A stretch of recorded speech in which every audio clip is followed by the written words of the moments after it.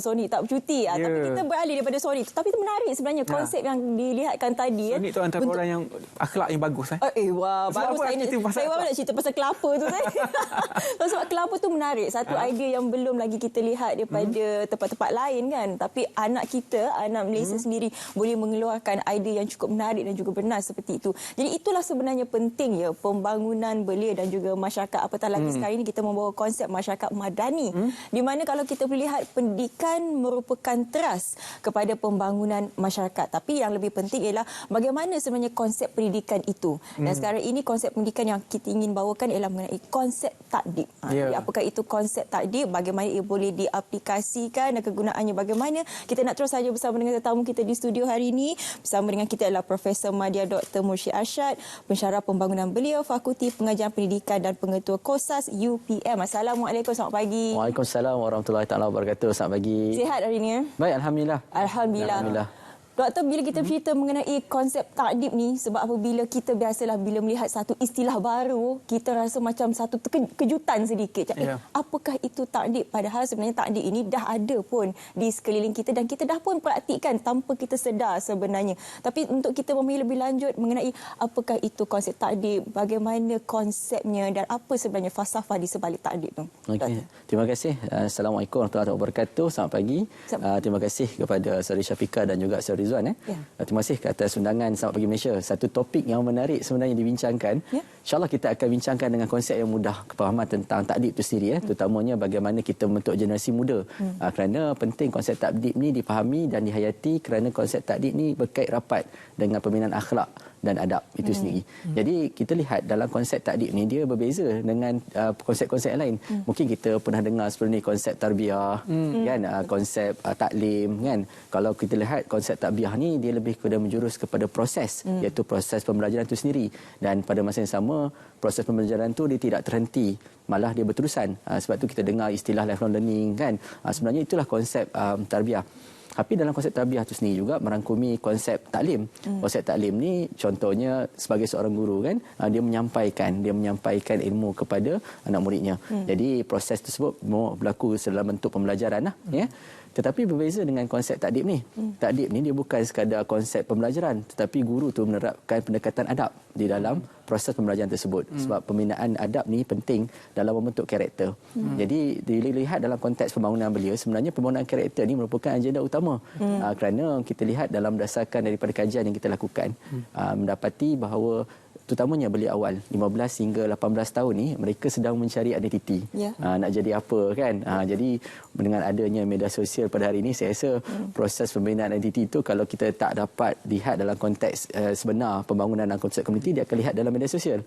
Akhirnya kita tak nak dalam bentuk yang sebaliknya. Jadi penting untuk kita tekankan dalam konsep takdib ni, iaitu bagaimana pembinaan akhlak itu bermula dengan adab. Dan kalau kita lihat konsep ini, konsep penyempurnaan akhlak dan juga perubahan perilaku belia ke arah yang lebih positif. Jadi ya, macam Kak cakap tadi dan juga doktor sebutkan, perkara ini sudah pun berlaku di kalangan kita sejak daripada dahulu sehingga sekarang. Tetapi konsep ini diangkat. Adakah dalam sistem, macam mana kita nak terjemahkan konsep ini dalam sistem pendidikan kita?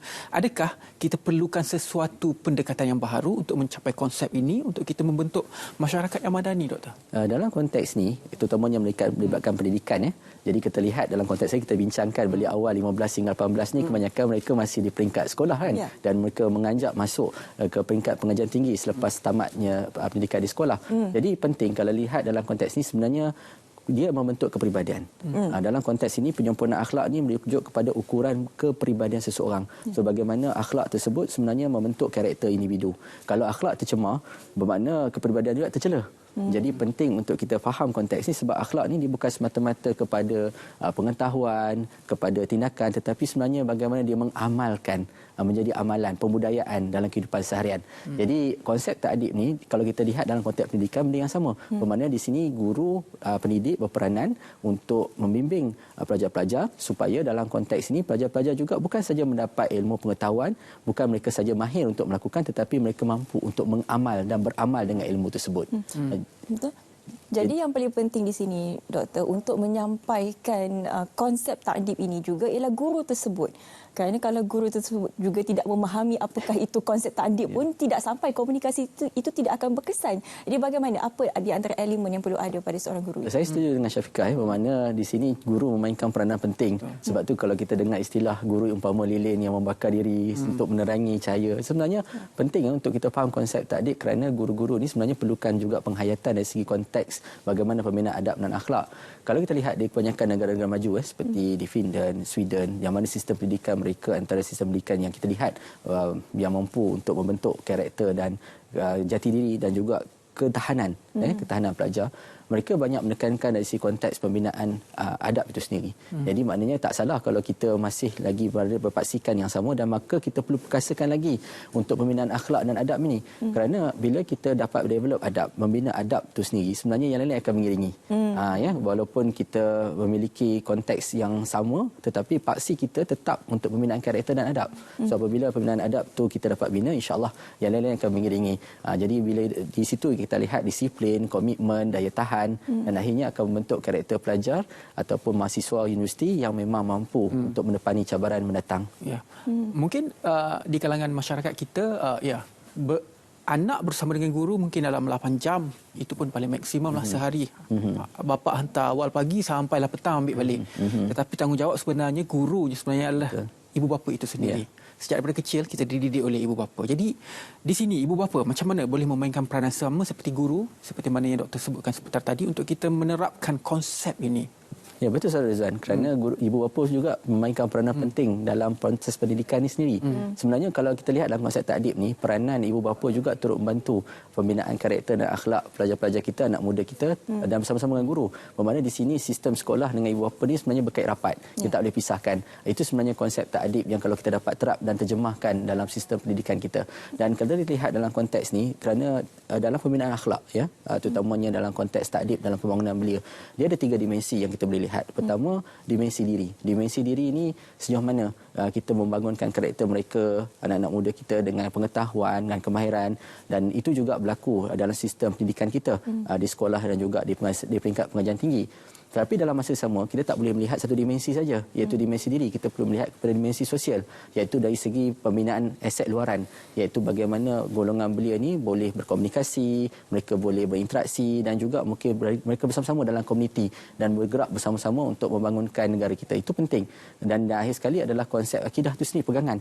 Kerana dimensi pegangan ni penting. Bila kita ada satu stand ataupun kepercayaan, jadi golongan belia ni sebenarnya dia tahu, dia mampu untuk dia membuat benda yang terbaik. Sebab kadang-kadang kita perlu lihat dalam konteks bangunan belia ni, belia sebenarnya bukan tidak potensi, tapi mereka memerlukan bimbingan. Siapa yang membimbing? Sebenarnya guru-guru dan ibu bapa lah yang memainkan peranan penting, termasuk juga orang dewasa di sekeliling, kerana proses ini adalah merupakan proses takdib yang berlaku dalam komuniti. Jadi untuk belia, kita perlu acuannya kena betul supaya hasilnya juga akan jadi betul. Tapi itu belia. Bagaimana pula dengan konteks masyarakat? Bila kita sentuh mengenai masyarakat, ini inklusif, tidak semestinya belia sahaja.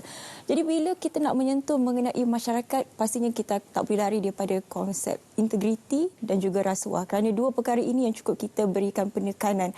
Bagaimana sebenarnya konsep takdib ini boleh dibentuk, boleh dilentur masyarakat. Kerana apa? Masyarakat ini dah ada mindset dalam kepala bahawa seperti mana kita di awal tadi, hadiah itu bukan rasuah. Konsep itu bagaimana kita nak ubah mengenai dengan takdib ni? Sebenarnya bila kita faham konsep takdib ni, dia berbalik kepada nilai akhlak.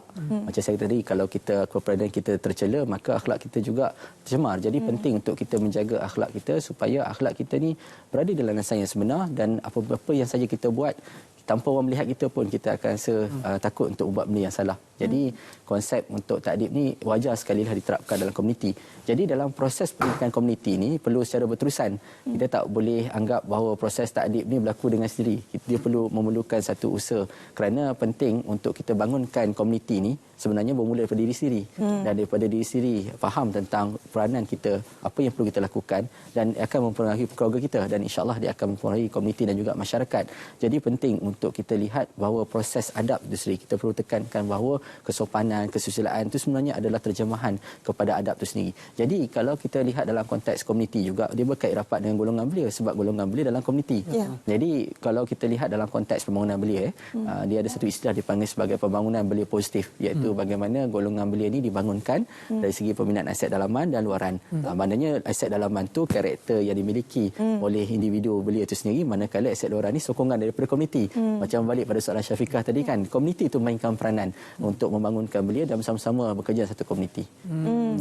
Kita berbalik semula kepada pendidikan awal di peringkat sekolah sebagai contoh. Bagaimana sebenarnya konsep takdib ini boleh dimurnikan dengan pelajaran-pelajaran yang ada sekarang, ataupun perlukah kita ada satu pelajaran ataupun subjek yang baru semata-mata untuk konsep takdib ini saja? Sebenarnya konsep takdib ni dia merangkumi kesemua proses pembelajaran dan pengajaran. Kita kena faham konsep ni, bermakna dalam konsep ni juga diterapkan dalam pelbagai subjek termasuk pendidikan civik, kan, dalam mata pelajaran khususnya bahasa, ya, mata pelajaran teknikal, sains dan sebagainya. Sebenarnya konsep takdib ni kita terapkan di dalam sistem pendidikan kita. Jadi bermakna di sini penghayatan pendidik sebenarnya juga menjurus kepada bagaimana untuk memastikan bukan saja anak murid kita faham, tahu dan boleh praktikkan, tetapi boleh diamalkan. Maknanya signifikan daripada pembelajaran tersebut meresap ke dalam diri mereka, dia akan membentuk karakter individu tersebut untuk menjadi lebih baik. Jadi itu peranan sebenarnya konsep takdib itu sendiri. Jadi kalau kita lihat dalam konsep takdib sendiri, penting untuk kita juga kaitkan dengan pembangunan karakter manusia. Kerana dalam konteks pembangunan belia positif, kalau kita lihat selain daripada pembinaan karakter, dia juga berkaitan dengan connection, jaringan. Maknanya sama jugalah sosial, dimensi sosial tu, sejauh mana dia membentuk jaringan, hubungan, kenalan dan sebagainya. Dan yang ketiga dari segi konteks pembinaan kompetensi. Kerana kita lihat kompetensi juga mainkan peranan penting selain daripada karakter. Jadi takdib ni juga menekankan konsep kompetensi. Bukan anda saja tahu, bukan hanya boleh praktikan, tapi anda boleh amalkan. Itu maksud dalam konteks kompetensi. Dan pada masa sama juga kita lihat iaitu dari segi caring, kasih sayang. Kerana dalam konsep takdib ni, adab ni menekankan nilai kasih sayang. Ya, menghormati orang lain. Kita tahu waktu bila kita sesuai untuk ketawa, gembira dan sebagainya, waktu bila kita perlu faham dengan situasi. Jadi benda-benda itu semua adalah dipanggil istilah sebagai common sense lah. Jadi maknanya pembentukan akhlak ni sebenarnya berbalik kepada kita. Jadi maknanya kita tahu yang bahawa pentingnya adab dan akhlak ni menjadi teras, dan insya-Allah yang lain akan mengiringi. Bagaimana pula dengan cabaran-cabaran luar dan juga faktor-faktor luar, yang mana faktor-faktor ini menjadi guru secara tidak langsung kepada remaja dan juga belia? Contohnya media sosial. Sekarang orang menjadikan YouTube sebagai guru. Sekarang orang menjadikan TikTok sebagai guru. Bagaimanakah cabaran-cabaran dan juga faktor-faktor ini mampu untuk mempengaruhi usaha kita untuk kita menerapkan konsep takdib itu? Saya setuju dengan Saudara Rizwan. Kita tak boleh elak perkembangan teknologi ni. Teknologi saya rasa berlaku malah lebih advance, lebih canggih kan. Jadi kalau tak guna kufur nikmat.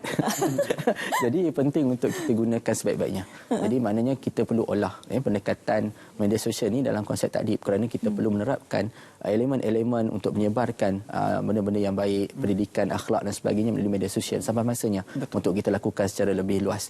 Kerana kita perlu lihat, ya, saya setuju dengan pandangan Ridwan, sebab memang anak muda sekarang ni memang dia banyak cenderung kepada media sosial, dan kita buat kajian di UPM yang kita dapati bahawa penggunaan media sosial dalam kalangan belia ni tinggi. Betul. Kan domain ketembusan media kalau terlihat dalam indeks belia Malaysia yang dilakukan oleh Kementerian Belia dan Sukan melalui Institut Pendidikan Pembangunan Belia memang tinggi, kerana tempoh masa mereka peruntukkan untuk penggunaan gadget, peranti dan sebagainya antara 7 hingga 8 jam secara purata. Mana tinggilah tu, kan? Jadi kalau kita olah konten ataupun pendekatan pengisian media sosial tersebut dengan konsep takdib ni, insya-Allah saya yakin dan percaya ia ada satu peluang untuk kita kembangkan lagi bakat. Kerana konsep takdib ni juga bukan sekadar untuk membina keyakinan diri, karakter, tetapi sebenarnya dia boleh diterjemahkan di dalam kemahiran dan kelebihan yang mereka miliki. Sebagai contoh, kalau kita lihat konsep takdib diterapkan dalam penggunaan media sosial, bukankah satu perkara yang baru pada mereka apabila mereka tahu bahawa kalau mereka terlibat dalam dunia perniagaan, mereka akan berlaku jujur.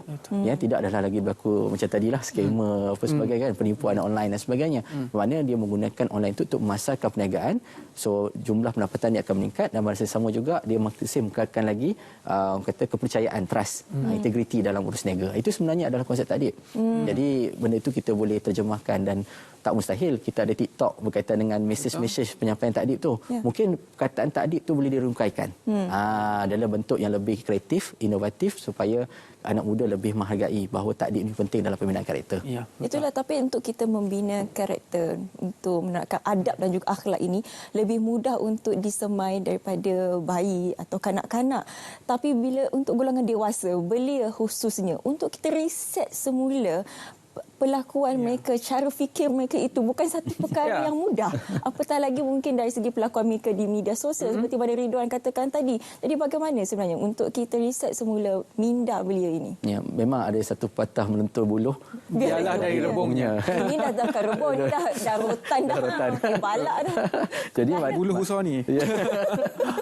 Jadi penting kalau kita faham konsep ni, bermakna proses pendidikan ni berterusan. Maksud istilah kita tak boleh terhenti. Kita walaupun kita nampak ada masalah sosial, jadi cabaran tu memang ada, masalah sosial dan sebagainya.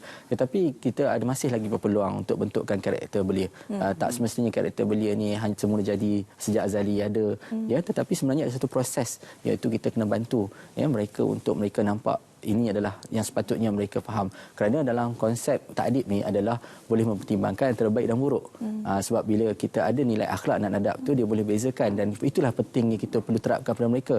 Adakah ini benda yang baik dan buruk? Jadi dalam konsep ini kita kena faham bahawa konsep untuk pembangunan belia kita kena lihat dalam konteks bagaimana nak menyelahkan potensi mereka. Apa kelebihan-kelebihan yang ada. Jadi sebagai ibu bapa contohnya, dan juga guru-guru, kita kena cungkil. Apa sebenarnya kekuatan, kelebihan golongan belia ni? Sebab belia ni anak-anak muda kita ni mereka ni ada potensi. Cuma tak ada masa nak peluang untuk diselahkan. Jadi penting kita kena bantu. Yang kedua, bila kita dah tahu apa yang mereka suka, kita cungkil apa yang mereka, kita kena nilai sama ada ini mampu untuk memberi kebaikan kepada mereka, apa laluan selepas ini, what's next, itu penilaian yang kita boleh lakukan. Dan bila kita tahu bahawa ini yang terbaik untuk mereka, apa lagi kita empower lah. Kita empower mereka, kita memperkasakan mereka, mendaya upayakan mereka, bagi peluang kepada mereka untuk mereka mengalami pengalaman tersebut. Dan di situ pembinaan karakter akhlak wujud, dan akhirnya kita perlu kukuhkan dan bagi penungguhan supaya mereka nampak yang bahawa apa yang mereka buat tu betul, apa yang mereka buat ni adalah benda yang baik. Dan ini sebenarnya adalah satu proses pembinaan akhlak dan juga adab dalam kalangan anak muda. Jadi dari segi konsep pendidikan itu, konsep takdib ni telah lengkap sebenarnya, inklusif, semua ada selain daripada ilmu pengetahuan, tapi ia juga menyentuh dari segi rohani, dari segi spiritual. Sebab itulah kenapa sekarang ini kita nak mengangkat konsep takdib ini dalam membangunkan belia dan juga masyarakat madani. Okey, mungkin sedikit kata-kata akhir daripada doktor dan juga pesanan kepada penonton Selamat Pagi Malaysia pada hari ini. InsyaAllah pada saya ini satu merupakan peluang yang baiklah untuk so-called kita memperbaiki diri kita. Saya pun ada kesilapan juga. Kita semua adalah manusia kan. Jadi sebenarnya ingatan untuk saya juga. Jadi penting untuk kita sama-sama melihat kepada kepentingnya pembinaan adab dan akhlak ni. Kerana adab dan akhlak ni adalah teras kepada pembinaan individu seseorang. Walaupun kita hebat dari segi akademik, walaupun kita memiliki kelayakan, kemahiran dan sebagainya, tetapi kalau kita tidak memiliki adab dan juga akhlak, bermakna di situlah sebenarnya kunci dan teras dalam kehidupan kita. Betul. Kalau kita nak jadi seorang yang berjaya, pastikan kita memiliki adab dan akhlak ini. Kerana inilah teras dalam kehidupan kita. Terima kasih banyak-banyak kepada Profesor Madya Dr. Muhammad Mursyid Arsyad, pensyarah pembangunan belia, Fakulti Pengajian Pendidikan dan juga pengetua Kosas Universiti Putra Malaysia, kerana sudi bersama dengan kita pada hari ini dalam memberikan sedikit buah fikir mengenai konsep takdib dalam pembangunan belia dan masyarakat madani. Kalau tadi kita sebut